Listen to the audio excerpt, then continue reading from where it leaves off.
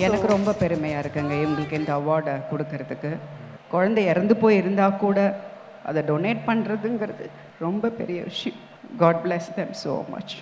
மகன் இறந்து போனதுக்கப்புறம் இவ்வளோ பெரிய முடிவு எடுத்திருக்கிறதுன்றது ரொம்ப சென்சிபிளாக அவங்க அந்த முடிவு எடுத்திருக்காங்க.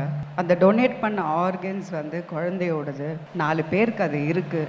என் குழந்தை எங்கேயோ இருக்கான் அப்படிங்கிற அந்த ஒரு ஃபீல் இருக்குல்ல, அது பெரிய விஷயம். ஸோ சென்சிபிள் அவங்க எடுத்த முடிவு வந்து இட்ஸ் வெரி சென்சிபிள். ரொம்ப அப்ரிஷியேட் பண்ணுறேன்.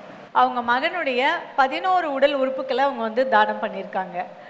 இதயம், நுரையீரல், இப்படி சொல்லிக்கிட்டே போகலாம், எலும்பு, தோல் வரைக்கும்.